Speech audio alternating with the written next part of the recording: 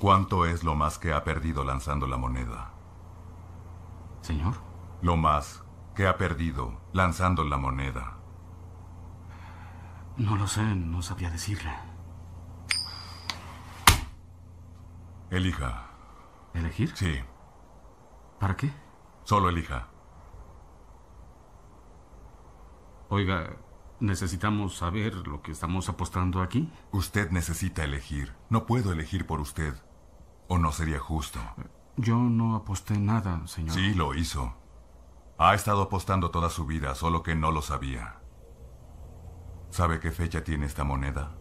No. 1985. Viajó 22 años para llegar aquí. Y ahora está aquí. ¿Y es cara o cruz? Tiene que decidir. Pues mire, yo necesito saber lo que podría ganar. Ganará todo. ¿Por qué? Podría ganarlo todo, elija. De acuerdo. Es cara.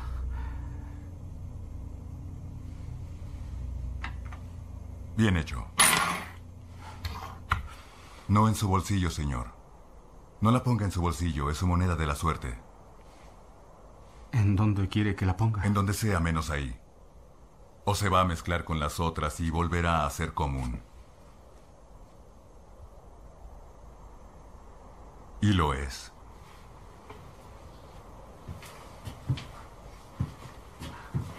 Este es Comala Podcast, un espacio donde las letras y la imagen tienen voz.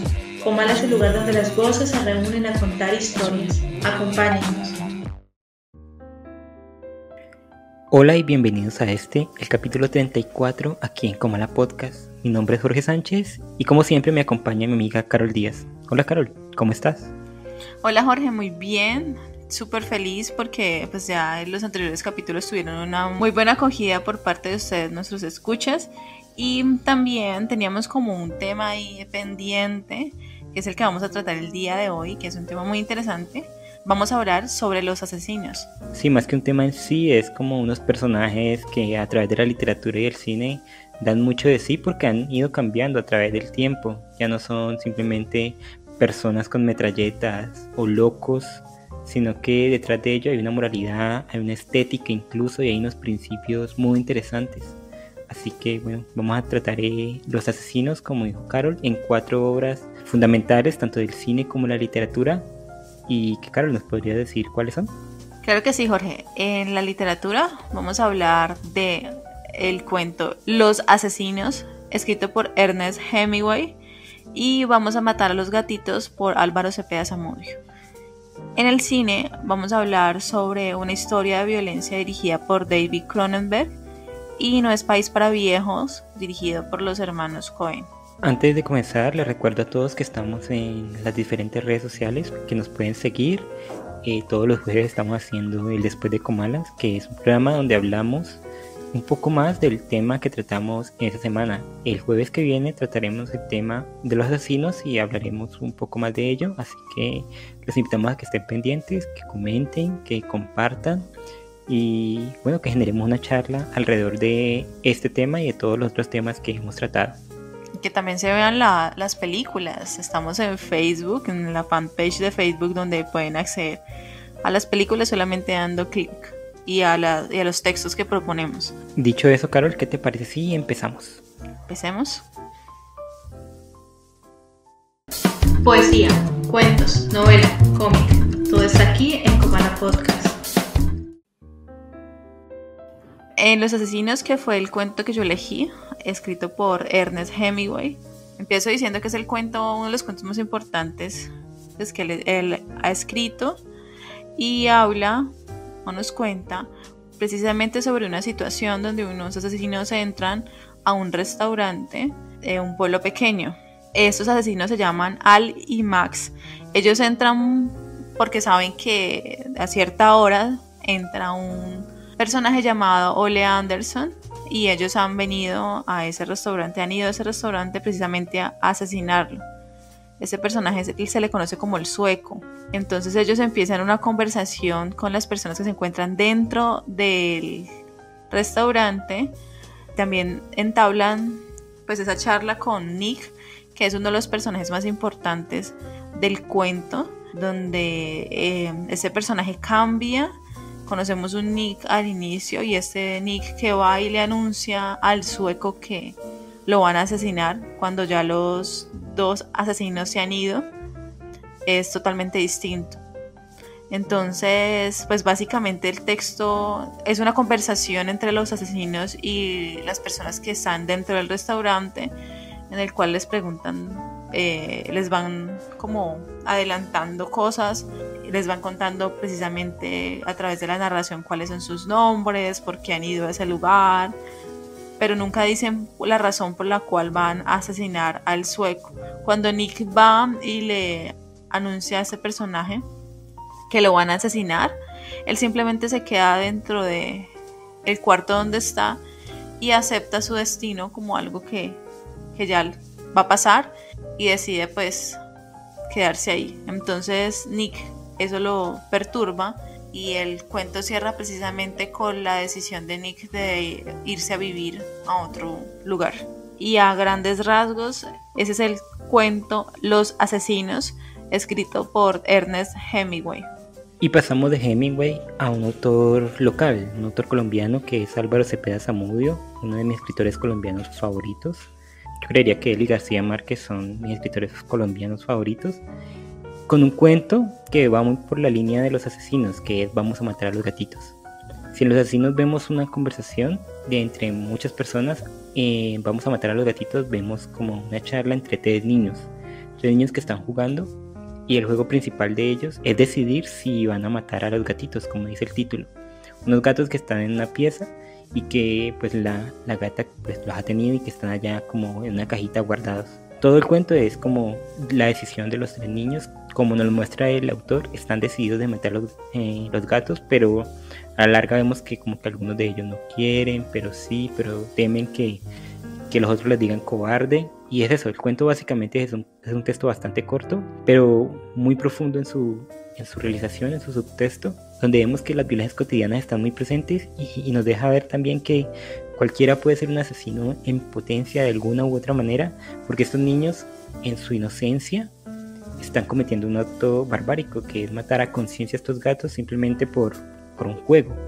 Y bueno, el cuento se va desarrollando y a la larga vemos cómo matan a 3 de los 4 gaticos que hay, y el otro se queda allí sin que le hagan nada, pero como nos lo plantea Cepeda Zamudio, es una realidad bastante golpeadora y que bueno, leerlo por primera vez es un choque realmente.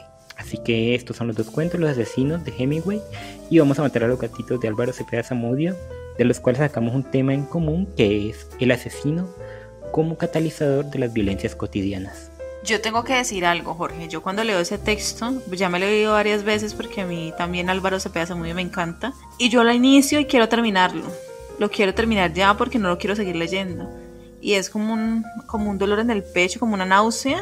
Desesperante es. Es desesperante, porque me imagino a estos personajes tomando esa decisión y lo hacen como de manera tan natural, como bueno, sí, vamos a matarlo, y tú le tuerces el cuello y mira, este ya está muerto.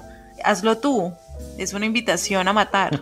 Además, es la muerte vista como nada, como un juego, como, bueno, los mato y ya. La no vida pasa vista absolutamente como nada. Uh-huh. Claro, también, obviamente. Sí, es un cuento cruel, es un cuento desgarrador, y es, a pesar de que es muy bueno, y es precisamente eso, para eso es lo que sirve la literatura, para mover fibras también, pero es un texto que cuando uno lo empieza quiere terminarlo. Igual que Los Asesinos, ¿no te parece? Obviamente decir que Los Asesinos es un gran cuento sería que redundar, porque ya miles de personas lo han dicho, y es que, como decimos en el tema que sacamos, los asesinos como catalizadores de la violencia cotidiana, y es que nadie diría que en ese pequeño pueblito, en esa taberna donde ellos están, en ese restaurante, quiero decir, algo así, algo tan cruel pase, porque si bien el cuento, y Hemingway es un maestro en esto, no nos muestra que pasa algo cruento, no nos muestra que haya sangre, que asesinatos, un cuchillo clavado, una pistola disparada, no nos tiene que mostrar eso, sino que en los diálogos vemos que la realidad donde estamos viviendo, o donde están viviendo los personajes, es una máscara de una realidad mucho más cruel que está en el interior. Esa realidad de los asesinos, esa realidad de las apuestas de Chicago, esa realidad donde la gente muere por no cumplir su palabra. Y eso es lo que le pasa al personaje de Ole Anderson, del sueco, que al no cumplir su palabra en una apuesta en Chicago, y esto lo inferimos, no es algo que nos diga el cuento, es mandado a asesinar, porque pues por no cumplir lo que prometió cumplir. Y tanto así que él lo espera con ganas, ya no quiere huir de esta realidad que lo viene a buscar. Y es eso, todo ese tipo de violencias están catalizadas en los asesinos, que caen como un rayo en esta realidad americana que es siempre tan apacible, como el estereotipo que todos tenemos del pay de manzana, el café, los niños riéndose, la gente feliz, cuando vemos que en realidad no es así. Debajo de ese manto, de ese sueño americano, existen otros personajes mucho más cruentos que nos invitan a reflexionar de eso. Y es que uno se pone a pensar en ese texto, parece como si no pasara nada. Es un restaurante donde al fin no pueden terminar de preparar la cena, donde los asesinos, pues se supone que los asesinos no cumplen con su cometido, donde este boxeador, porque el sueco era un boxeador, no pelea por no ser asesinado. Entonces esos grandes textos donde parece que no pasará nada y en realidad pasan un montón de cosas. Por ejemplo, el simple hecho de contarnos el contexto donde están a través de unas bebidas. Ellos van a pedir una bebida alcohólica, pero se supone que están en la época donde el alcohol está prohibido, y le ofrecen una bebida con bajo nivel de alcohol o un nivel de alcohol nulo. Entonces son esos pequeños detalles que hacen de ese cuento un texto magistral, y precisamente es eso.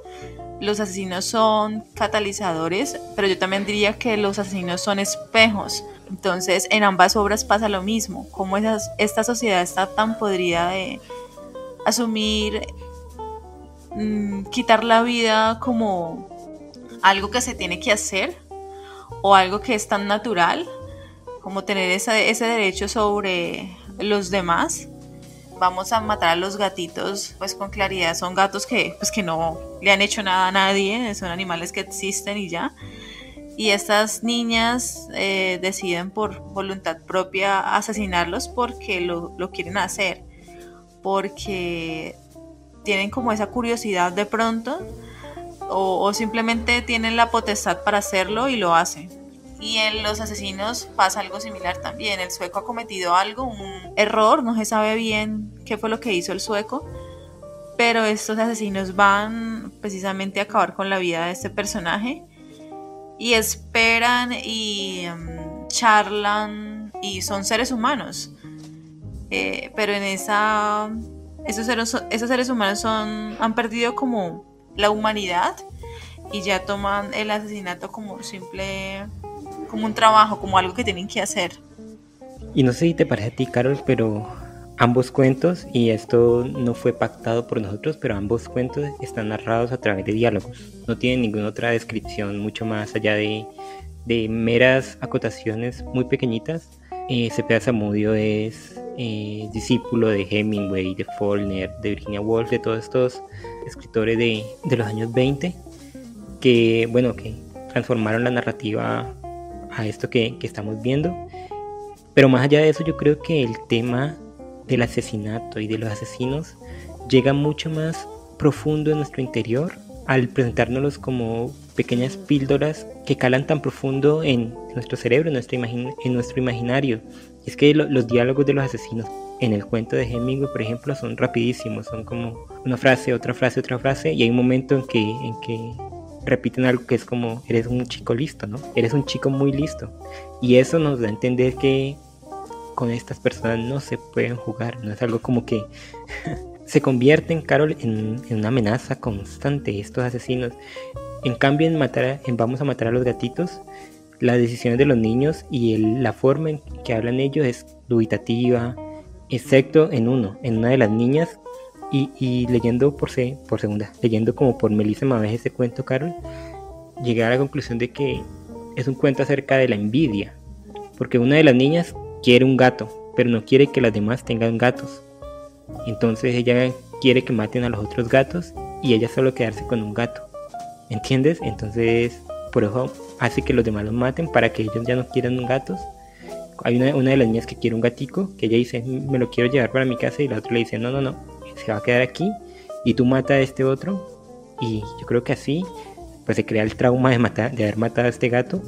Entonces los diálogos creo que son una muy buena forma de retratar esta violencia que otros autores menos avesados hubieran adornado con descripciones y la sangre y el cuchillo y la pistola y la golpiza, pero no necesitamos esto, porque la violencia de los asesinos, como las armas, son directas y no necesitan nada más, no necesitan otro adorno. Sí, son cuentos que son como que afectan la psiquis, ¿no?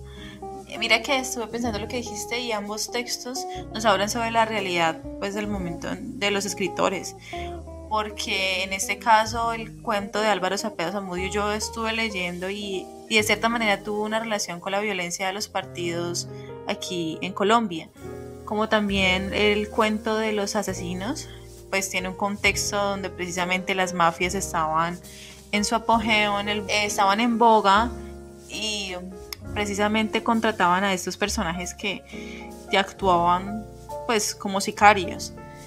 Y es curioso porque en este cuento de los asesinos, ambos personajes, cuando le hablan a Nick al inicio es un chico común y corriente. Ellos se burlan de hecho de él. Eres un chico muy listo, le dicen, pero en tono de burla.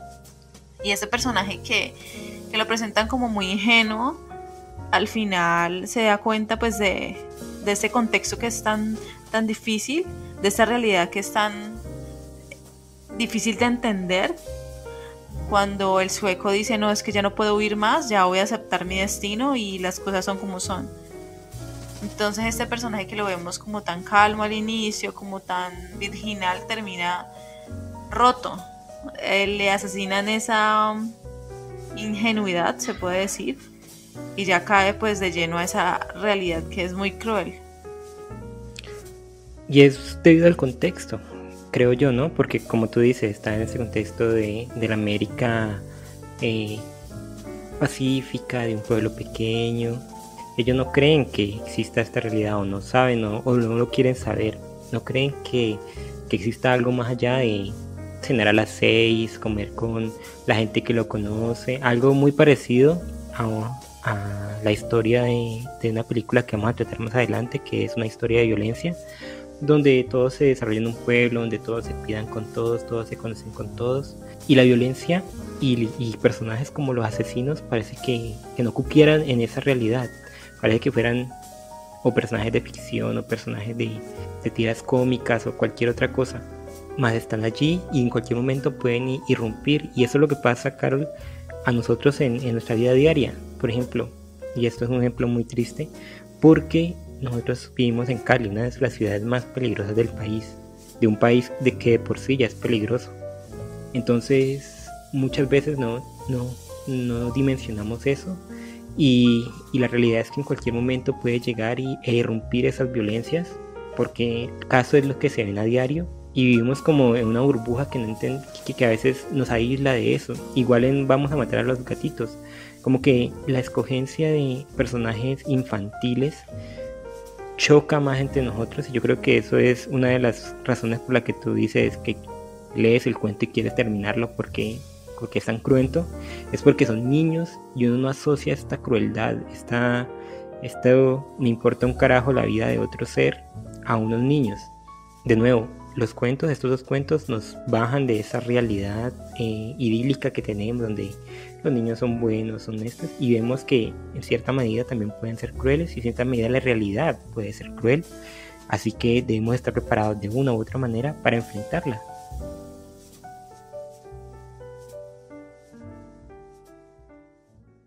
Películas, series, cortometrajes, videos musicales, todo está aquí en Cómala Podcast. En nuestra sección de cine, Carol, vamos a hablar de dos películas muy buenas que a mí me encantan, que son No es un país para viejos, de los hermanos Coen, que elegiste tú, y Una historia de violencia de David Cronenberg, que es la que elegí yo. En Una historia de violencia nos encontramos con el personaje de Tom Stahl, interpretado por un maravilloso Viggo Mortensen, que es este personaje típico del cine estadounidense, un hombre bueno, de familia, de comunidad, que tiene un local en el pueblo, que todo el mundo respeta, que todo el mundo quiere por ser un eje focal de su comunidad. Y nos encontramos con su historia y con la de la familia, de su mujer y sus 2 hijos. Todo cambia en esta idílica vida de Tom Stahl cuando unos asesinos llegan a su restaurante e intentan asaltarlo, pero también intentan matar a una de las meseras. En ese momento el personaje de Tom se desata y de una manera así sorprendente noquea a uno de los asesinos, le arrebata su arma y los mata a ambos. Esto, además de convertirlo en un héroe local, lo convierte en una figura pública. Así que a él van los reporteros, van los noticieros y pues lo capturan y lo muestran como si hubiera hecho algo muy bueno. Tom está pues preocupado porque acaba de matar a 2 personas y nosotros como espectadores nos preocupamos con él, porque una persona tan buena que matar a 2 personas así pues debe ser un choque. Y toda la familia lo apoya, la comunidad lo apoya y bueno. De repente, unos par de días después, llegan otra vez a su restaurante unos hombres muy misteriosos y comienzan a llamar a Tom de otra manera. Así nos vamos dando cuenta que la historia de Tom no es tanto como nos la cuentan. Él no es el hombre bueno que nos dicen, y detrás de él hay una historia llena de violencia, llena de amargura, llena de cosas sórdidas que su esposa desconoce, sus hijos desconocen, su comunidad desconoce, y que convierte a Tom Stahl en una figura supremamente trágica. Y bueno, a través de la película vamos viendo cómo se desarrolla esa historia, como bien el título lo dice, de violencia. Y esto es Una historia de violencia de David Cronenberg, y Caro nos va a hablar de No es país para viejos, de los hermanos Coen. En No es país para viejos nos situamos en 1980, en la frontera de Texas, donde ha habido una masacre. En esta masacre se ha querido hacer una transacción de dinero por droga y ha salido mal.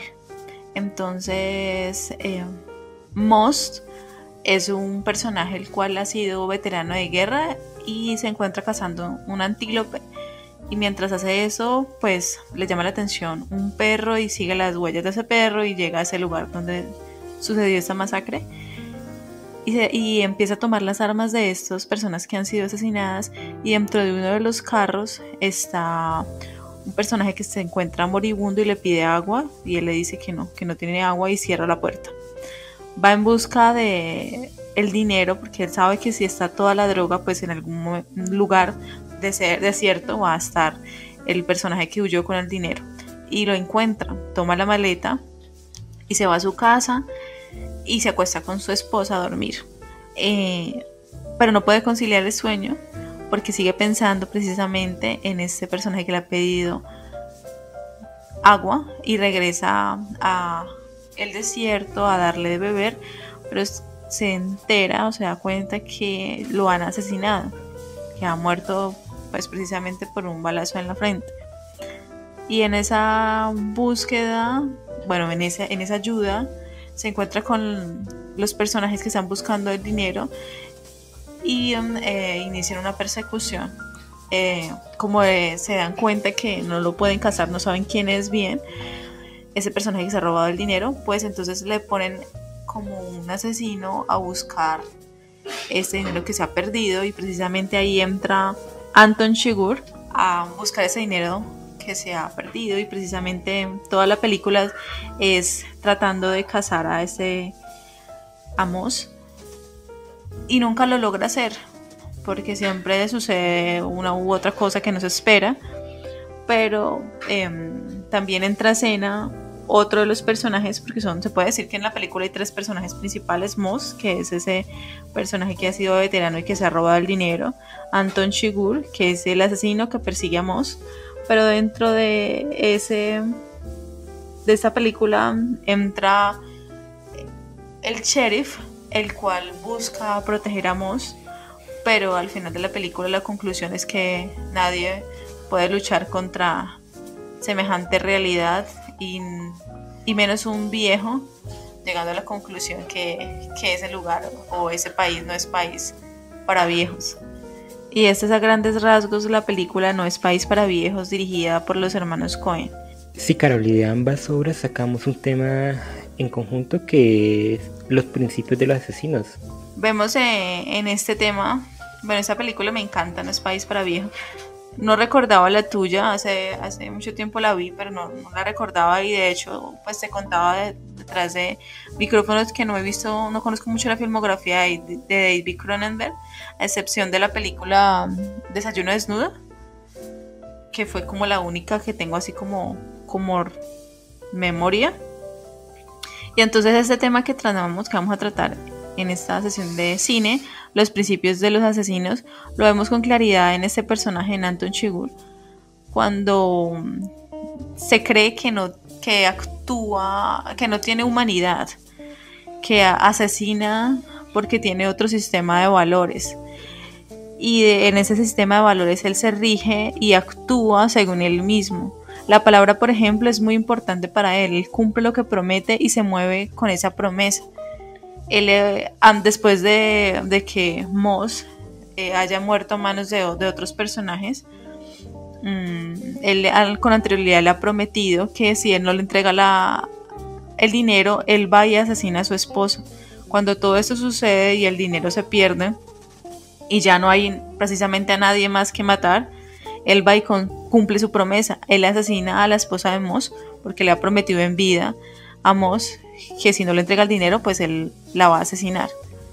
Entonces este personaje se rige en ese sistema de valores que es distinto al sistema de valores que tienen los demás personajes, y es interesante porque precisamente esta obra o este sistema de valores se rige por algo relacionado, algo extraño relacionado con el azar, porque el azar es muy importante ahí. ¿Por qué razón? Porque esos personajes que entran y salen de escenas tienen esa conexión donde no hay ni buenos ni malos, simplemente se debe hacer las cosas y esas cosas se conectan no por una razón lógica, sino porque suceden porque sí. Por esa razón el asesino toma una moneda y hay una escena donde entra como a un lugar donde le van a vender algo, no tengo muy presente qué, y le pide al tendero que decide si elige cara o cruz. Entonces el tendero elige una de ellas y él le dice que guarde esa moneda, que no la mezcle con las demás, sin el otro personaje entender bien que se ha estado jugando la vida. Entonces le dice que el destino precisamente mueve esas posibilidades, y dentro de esa posibilidad estuvo la de morir asesinado o la de haber salvado su vida. Entonces me parece interesante ese punto de la película. Y en tu hora, el sistema de valor por el cual está regido Tom Stahl, él se acopla a ese sistema, a ese contexto, y vive regido a él. Pero también existe otro sistema de valor en ese mundo que ha dejado atrás, y es precisamente lo vemos en el hermano cuando decide asesinar a Tom, que es el personaje principal, porque Tom lo ha hecho quedar en ridículo y ha quedado ahí como una especie de deuda con los, se puede decir, los duros que trabajan con él y para él. Entonces decide asesinar a Tom precisamente para dejar de lado ese pasado y sobre todo para poder acoplar totalmente en ese actuar que es precisamente el contexto donde se desarrolla la vida de ese personaje. Sí, mira, cuando aquí nos referimos a los principios de los asesinos, Carol, pues quiero dejar claro que son como sus códigos, ¿no? Porque desde fuera, a las personas normales, pues no entendemos este tipo de comportamiento. Sin embargo, este tipo de personas como Anton Chigurh o como Tom Stahl, una vez que se convierte otra vez en este gángster asesino que va a matar a su hermano, que va como a resolver los cabos sueltos que había dejado en su vida anterior. Todos ellos tienen como unas ciertas reglas, ya, así sean las reglas más retorcidas de todas por las cuales se mueven. Y yo creo que en el caso de una historia de violencia, lo que él esperaba era que nadie le jodiera la vida, que los otros se mantuvieran al margen, lo respetaran sus decisiones. Él se quiso ir, se quiso perder.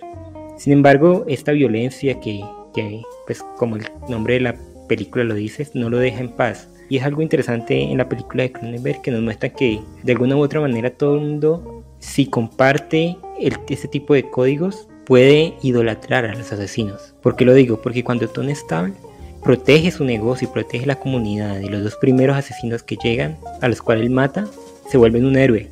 ¿Por qué? Porque hizo algo bueno para los códigos de la comunidad. Más adelante en la película tiene que volver a matar a otras personas, que es la que lo están molestando, y ahí sí el sheriff del pueblo ya no está como tan de acuerdo, ve que hay algo turbio detrás de todo eso y le recrimina porque ya no está de acuerdo a los códigos de todos ellos. E incluso algo paradigmático es el hijo de Tom, que comienza siendo como un muchacho que quiere evitar los conflictos, tiene un bully al cual como que apacigua a través del diálogo, pero a medida que va viendo que su padre es capaz y enfrenta sus problemas con violencia, porque era necesario en el primer caso, también ve que la violencia es una forma de disuadir otros tipos de violencias mucho más brutas, como es la de este bullying que no lo deja en paz. Y notamos ese cambio también en él, un cambio que yo no vivo en un país para viejos, porque tanto Anton Chigurh como el personaje principal, Moss, me parecen la misma persona. Simplemente que Anton Chigurh es un asesino a sueldo y el otro es un veterano de la guerra de Vietnam, pero ambos son como contrincantes, como espejos que muy bien podrían, no sé, agarrarse a una batalla final que la película no nos deja ver, pero que son como que compaginan. Uno no está tan alejado del otro. En cambio, son como sombras. Eso. Uno es la sombra del otro. Exactamente, uno es como la sombra del otro. Como que si uno se hubiera ido por un camino y el otro por el otro, pero que fueran paralelos, que se vieran a cada rato. Y la figura del sheriff es la que mantiene el orden, pues como con su profesión, pero también en la película es como el centro, que yo creo que nos representa a nosotros, Carol. Este hombre que no entiende esa violencia en la que está viviendo, que no entiende a esos personajes que se asesinan por dinero y que no le importa pasar por encima de nadie simplemente para conseguir sus bienes, para conseguir su bien personal. Eso es algo que no entiende, y al principio de la película él dice: en los viejos tiempos los sheriffs ni siquiera llevaban pistola, hoy es imposible que eso pase. Y yo creo que a eso hace referencia el título. Él ya es un viejo que no entiende ese tiempo en que está viviendo, y por eso que a la larga se jubila y deja las armas y deja el manto de sheriff, porque ya no puede vivir en esa realidad, ya no compagina con esa realidad en la que está sumergido. Y es por estos dos asesinos, porque Moss también es un asesino. Él no le importa asesinar a quien sea con tal de salir indemne de su situación. Vemos los códigos de los asesinos, Carol, pero también vemos los códigos en los cuales nos regimos nosotros, y cómo esos códigos se pueden alargar dependiendo de la situación en la que nos encontremos.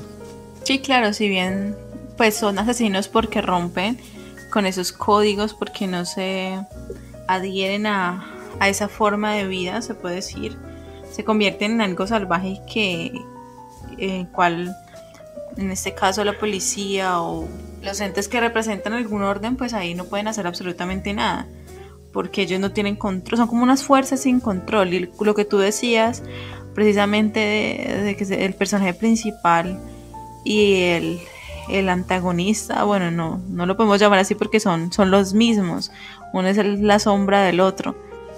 Y pues vemos que uno se mueve por esos principios de yo di mi palabra, yo quedé en asesinar a este personaje, de encontrar el dinero, lo voy a hacer.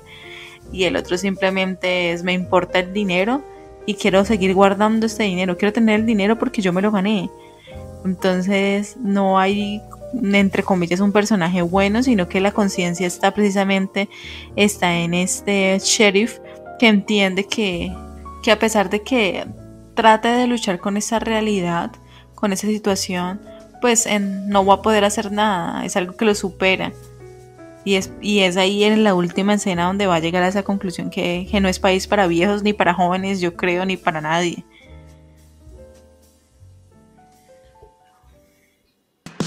Hechos curiosos, notas sobre cultura, sociedad. Todo está aquí en Cubana Podcast. Bueno, Carol, para el dato curioso de esta semana te traigo algo relacionado con la física y más que con la física, con la estadística. Es algo un poco complejo de comprender, pero pues lo voy a tratar de decir de la manera más sencilla para que todos lo comprendamos, porque yo tampoco los que lo entienda a profundidad. Antes que nada, Carol, quiero que te quedes con una frase, ¿bueno? ¿Listo? Es la siguiente. En un tiempo infinito, todo aquello que pueda suceder, sucederá. Todo, absolutamente todo. Quédate con esa frase y más tarde entenderás por qué. ¿Qué? ¿Qué dirías tú, Carol, si yo te dijera que tú, tu familia, tu trabajo, tus alumnos, tu ciudad, tu país, yo, tu mundo, tu universo, es un cerebro flotando en el universo? Solo con eso, ¿qué me dirías? No, pues hay muchas posibilidades que uno nunca contempla. Y dentro de esas posibilidades, pues yo qué sé, puede suceder es... Pues eso nos lleva al tema de este dato curioso, que es los cerebros de Boltzmann.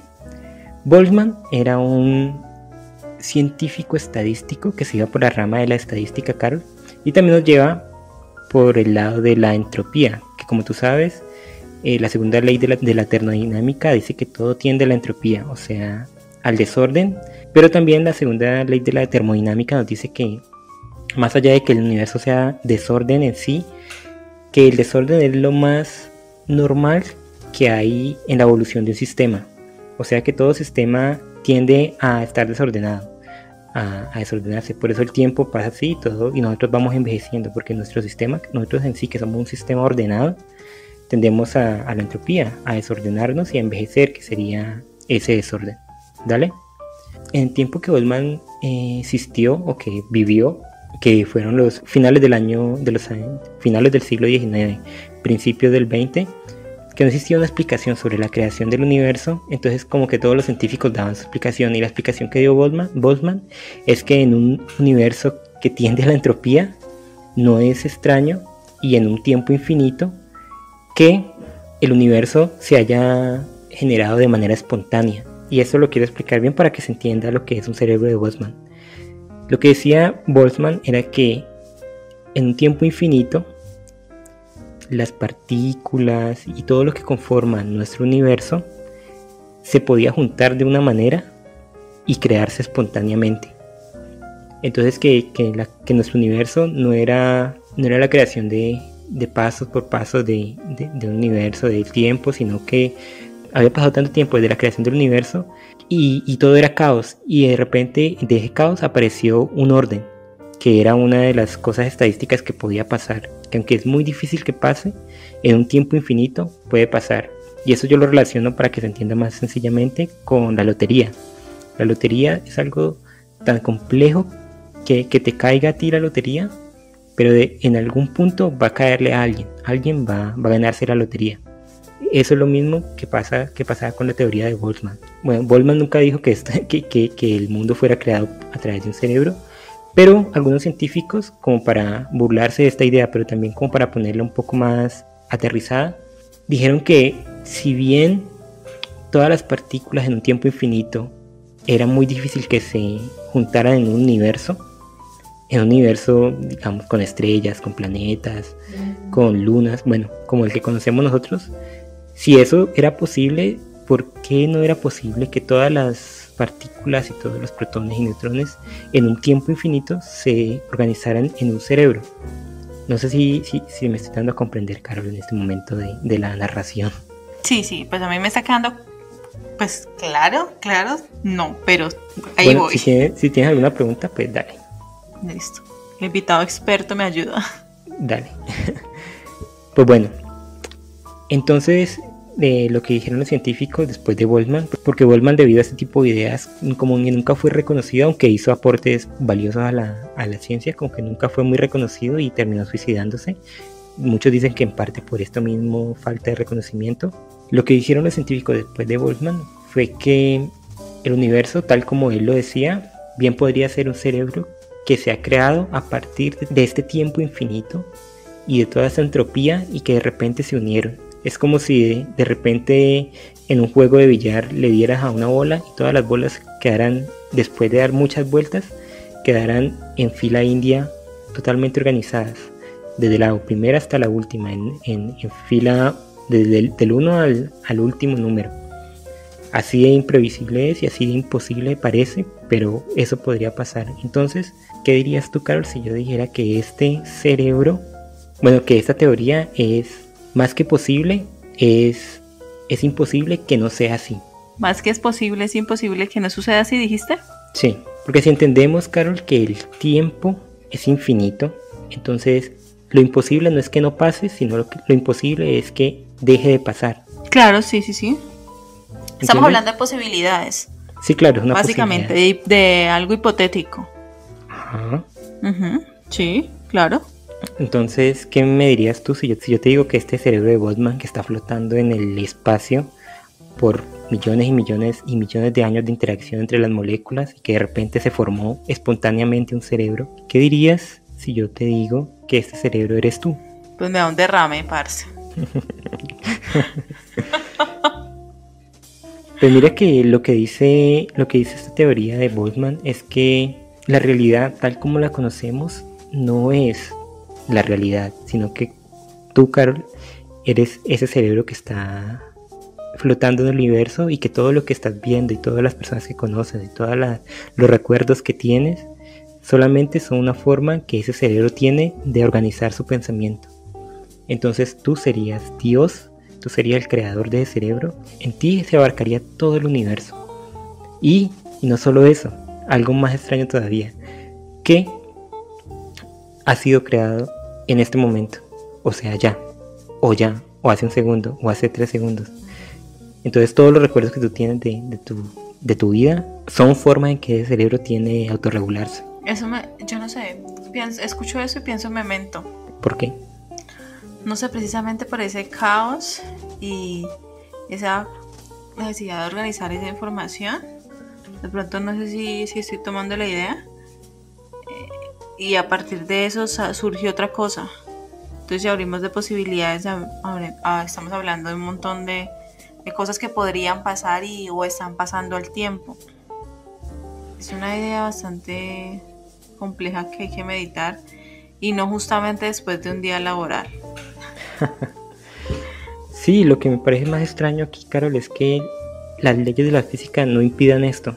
Esto es poco probable, pero es plausible que suceda. O sea que muy bien en el universo, o este universo en el que vivimos, puede ser un cerebro que flota en un espacio infinito, creado por infinitas iteraciones de relaciones entre átomos y moléculas, y que surgió de la nada y de repente. Entonces son cosas como que la física, y la física real, y esto no es ciencia ficción ni nada, permite que uno no imaginaría que permite esto. Claro. En nuestro contexto, en nuestra forma de ver el tiempo y de vivir la existencia, pues no podemos experimentar este tipo de cosas porque son lapsos de tiempo gigantes. Más es plausible, es posible, y nos hace replantear mucho sobre nuestra existencia, y bueno, pensar que podríamos ser un cerebro que nació hace 2 segundos. Sí, muchas cosas que la necesidad del orden que tiene el ser humano, pues con eso rompe totalmente con esta idea de que todo tiene que estar ordenado, que todo tiene que suceder secuencialmente, y sobre todo con esas posibilidades, ¿no? O sea, eso sería algo bien de pensarlo, es algo complejo, porque no hemos estado acostumbrados a pensar pues precisamente en esas posibilidades y en lo que podría pasar, lo hipotético, pero lo que está pasando. Bueno, eso. Sí, es confuso y es Confuso. difícil como de llegar a una conclusión, aunque esto muchos científicos han dicho que es imposible que pase. Nos da a entender como las magnitudes de nuestro universo y las cosas tan interesantes que la física y la física teórica y la física estadística pueden darnos, como ese tipo de teorías tan extrañas e interesantes. Y con esto, Carol, terminamos nuestro capítulo número 34, que lo dedicamos al tema de los asesinos.